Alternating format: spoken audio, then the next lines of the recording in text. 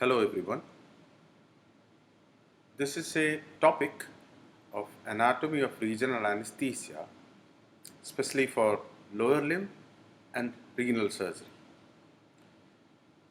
This is for those who are planning to learn regional anesthesia, especially ultrasound guided one, and regional enthusiast.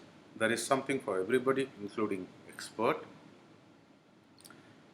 So let's go to the next slide. This is what you get to do in a renal surgery if this patient is a donor. Incision is there, you can see. So what are the block appropriate or is going to work there, we'll discuss here.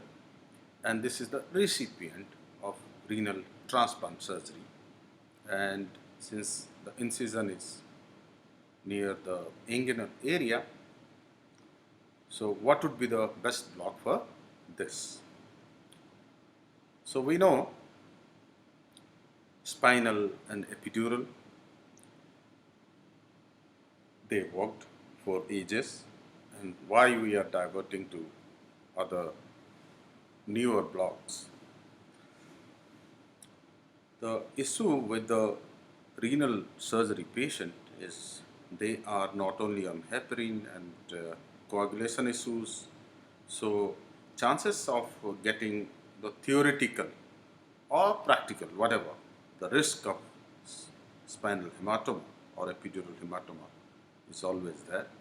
So lot safer blocks which has come up like quadratus lumbarum block, transverse abdominis plane block, even thoracic paravertebral block. Probably we don't know, but is it the best one? So this is what the trend is moving. Now, thoracic paravertebral, is it a perfect solution? The answer is nobody knows yet, but looks promising. Now this is the anatomy review of thoracic paravertebral block. It's one of those lateral pictures taken. You can see the ribs and you can see the somatic nerves started coming from the sideway from the vertebral canal. This is where we are trying to block the thoracic paravertebral. Now this is a little more rotated film. You can see the ribs as close to the spine as we find the transverse processes and pleura. We are going to deposit in between those transverse processes and above the pleura. There is a risk of pneumothorax. We all know that it's a deep block and it has got its own risk and limitations. So let's review first, then we'll go ahead. So this is more rotated film, I mean on the straighter way, so you are looking at the back. You can see each between the ribs, each nerve roots are there. So you know T10, T9, T8, okay, these are the area of block what you saw in on the first beginning slides, that where you would going to put the block and which area is going to supply that area. So this is one of those 3D, I mean picture of muscles which is there. You can see the erector spinalis and intercostal muscles. Beyond that you will see the pleura. Now exactly how does it look in ultrasound? We'll just see it. Okay, so this is where you are going to put the probe. You can see the triangular red area. You can, this is in between 11th and 10th. You can go one step above, 10th and 9th. From there would be the appropriate sites. You can do a single block or you can do a multiple level block to get more precise if there is a doubt in the spread of the local anesthesia. You will be seeing all those things under ultrasound vision. Now let's see how does it exactly looks. This is a picture as I showed in that triangular.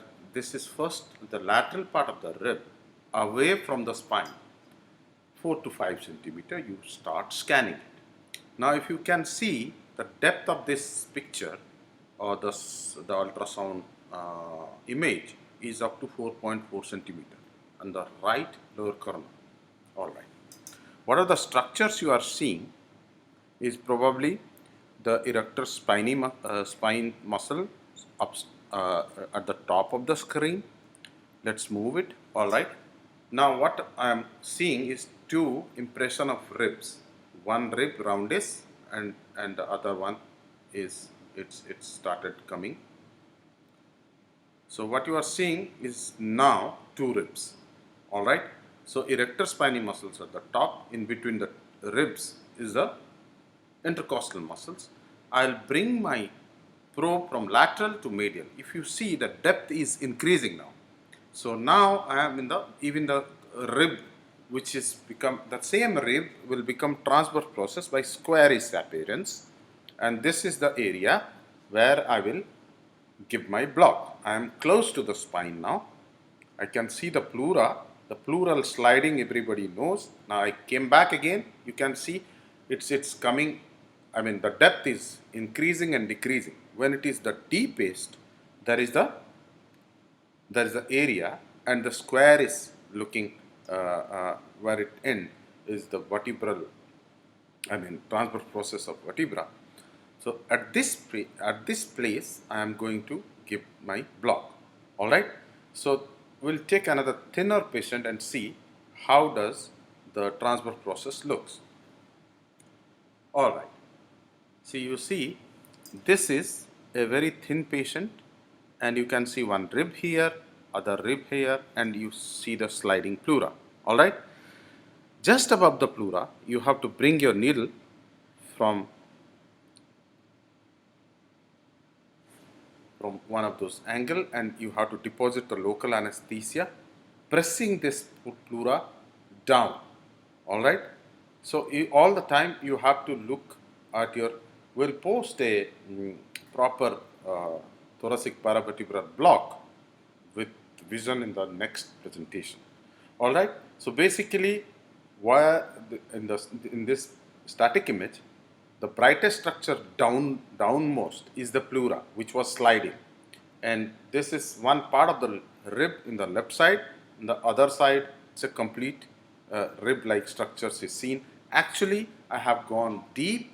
It is C at the 4.8 centimeter mark. So these two ribs-like structure, which is looking like ribs, is actually the transverse processes of the vertebra. So I will bring my needle here, and there is a definite gap. You can see there. I will deposit the local anesthesia in above the pleura, in between the ribs, in between the transverse processes. There are no more ribs now. Okay. So again, from top to bottom, you are seeing erector spinae, and in between the transverse process, probably some remnants of those intercostal muscles and pleura, which was sliding. All right. Tap block went out of fashion in renal surgery in two of the major studies, which they found that there is no significant morphine sparing, especially for the renal surgery patients. All right, I am talking about donor.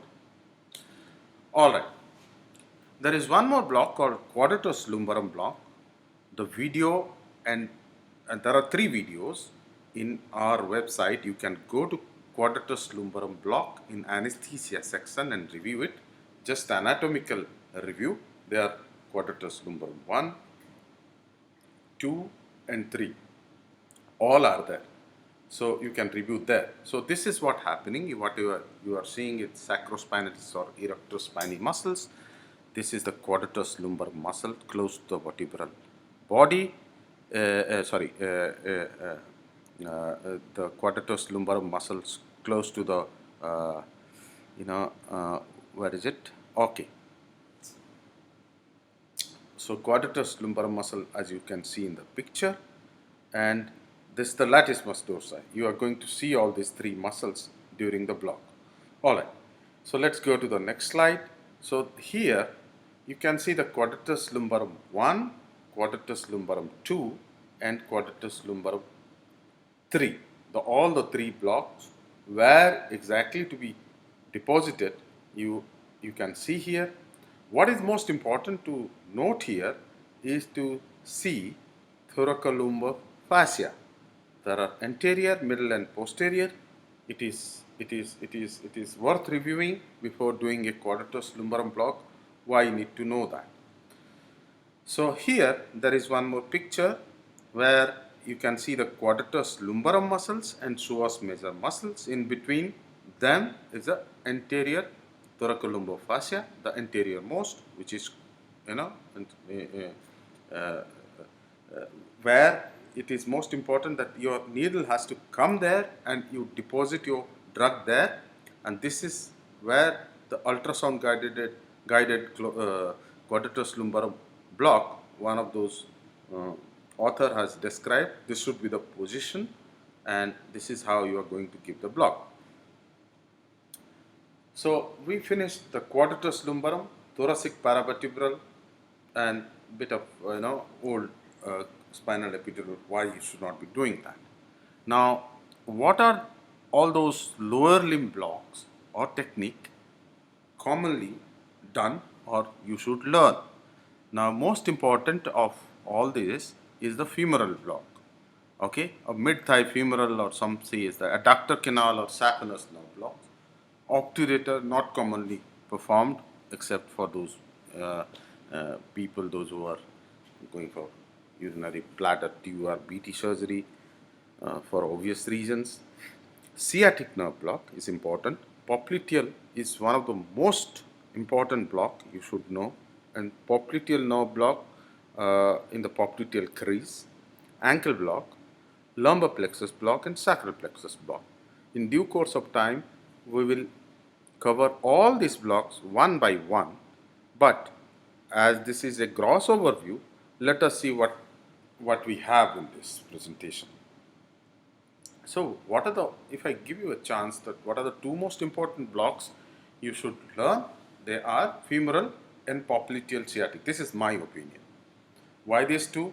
Because most of the lower limb surgery would be covered by these two.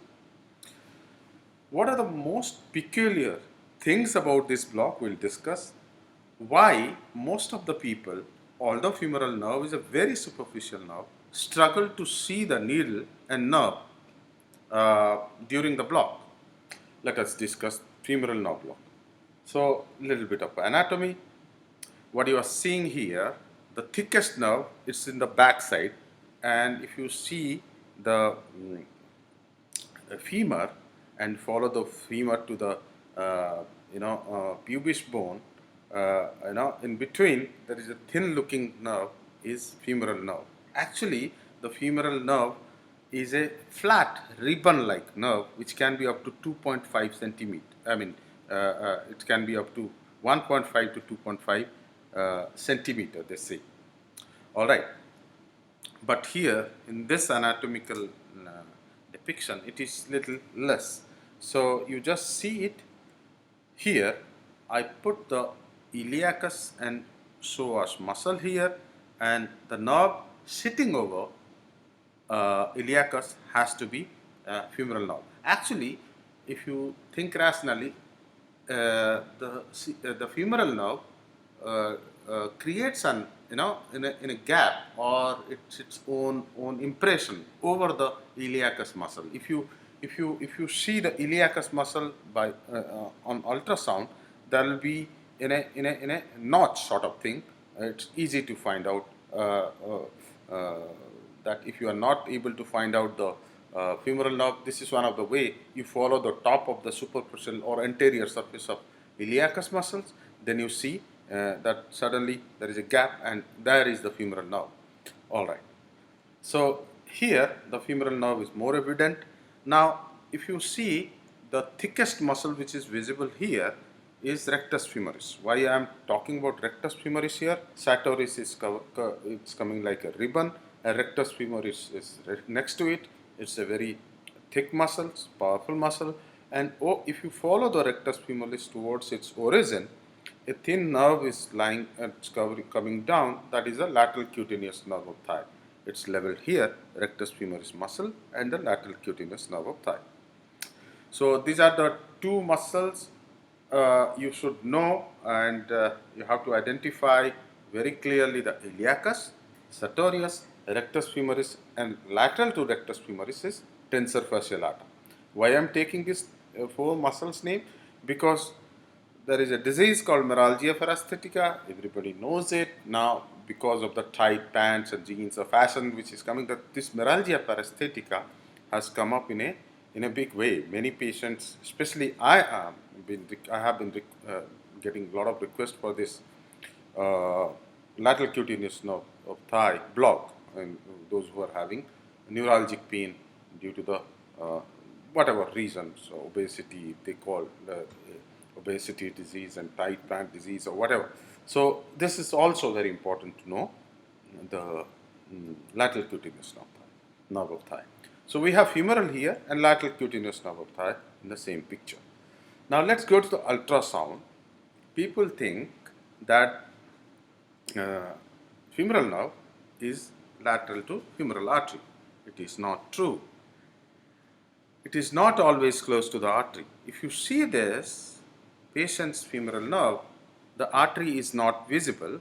What you are seeing here, artery, you just saw, it is far away from the artery. So it is far up. Okay. So needle is coming, and it has come. I am below the nerve now. I am going to deposit some of the local anesthetics, and once the local anesthetic is deposited, the nerve has appeared very nicely. So this is the femoral nerve. You can see here that artery is not visible, which is the left side of the screen which initially you saw it. You can go back and review and play it again. The blackish structure below the needle, then towards the right of the screen, if you see, this is the iliacus muscle. As I said, femoral nerve has to sit like creating a notch over this iliacus muscle. There was one slide I said that what are the peculiar thing about femoral nerve. Like if you see, when we do the femoral nerve block, there are two fascia we do penetrate. Fascia lata, the thicker fascia what you are seeing upstairs, and fascia iliaca, the iliacus muscle fascia. So these two fascia has to be penetrated.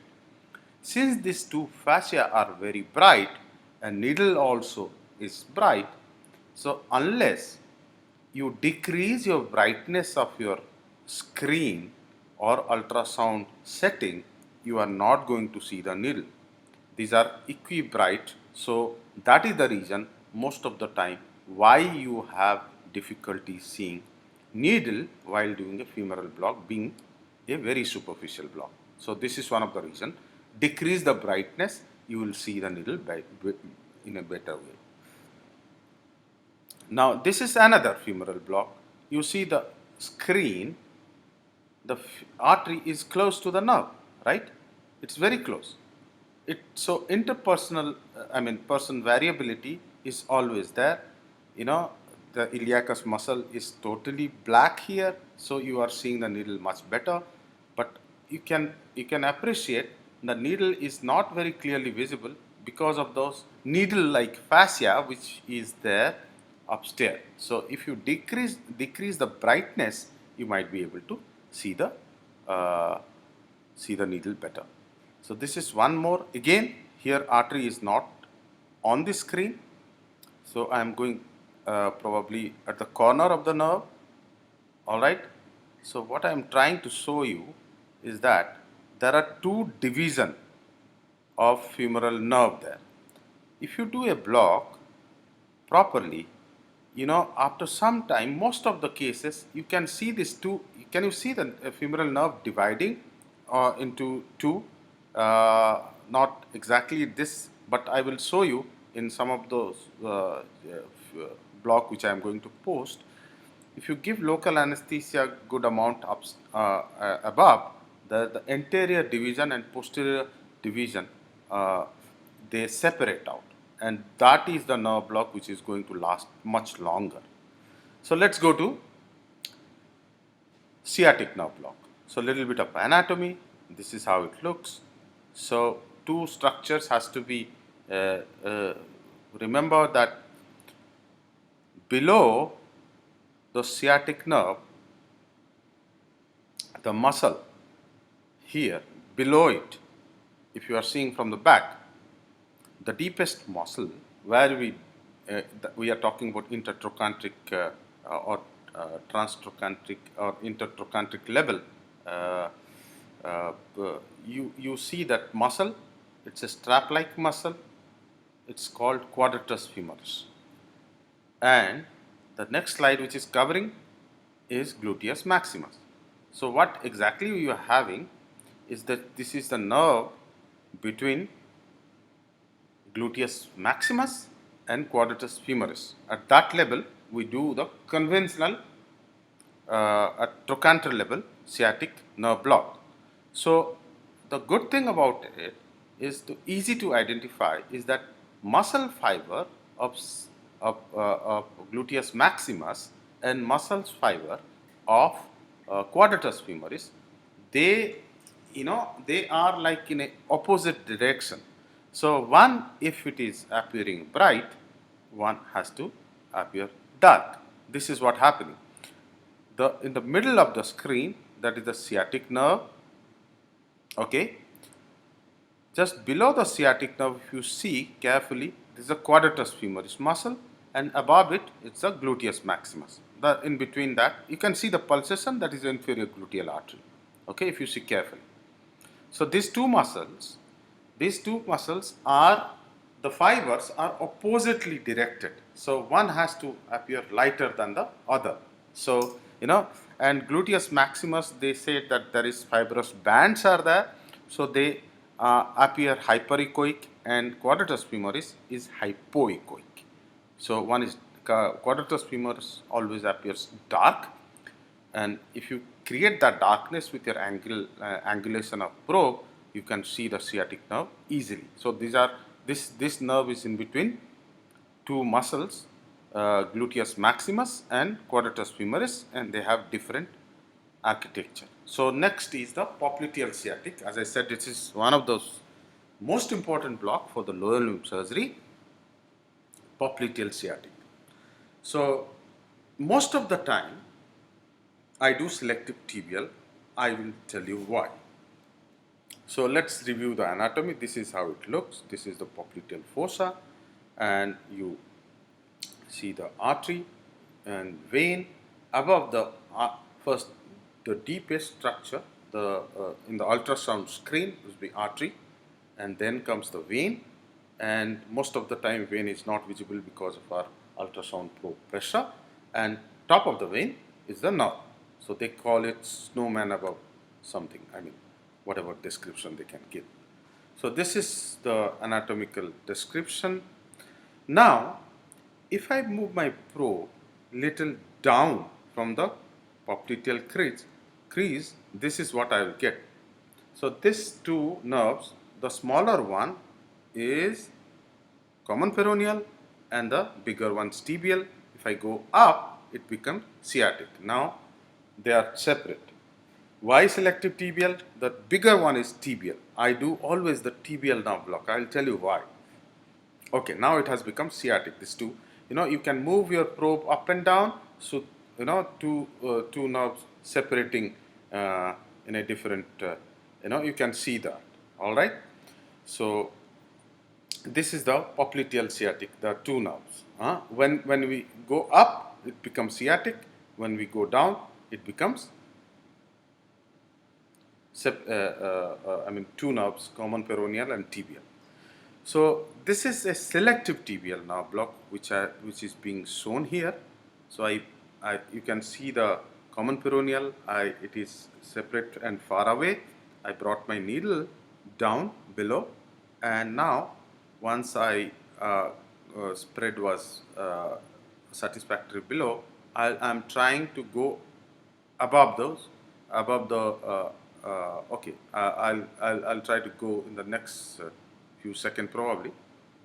All right, now I am trying to go above the tibial, tibial nerve and create a donut or whatever. That is not required, but it's good to have surrounding all over the nerve, any nerve. So this is it. This is only the tibial nerve. I mean, common peroneal, we have not done anything. Why I did that? Because most of the posterior knee pain in the total knee replacement surgery, it's mostly done for total knee replacement surgery, it's coming probably from tibial nerve.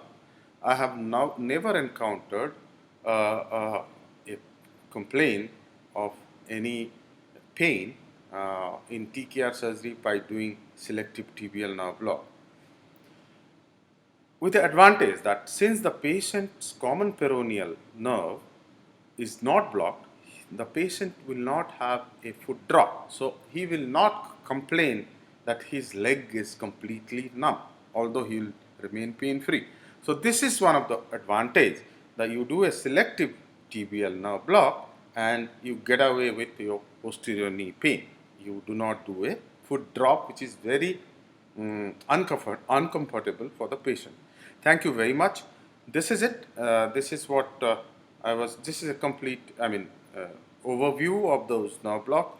We'll go one by one in the website in detail. Those who are interested in learning, please register. Thank you very much.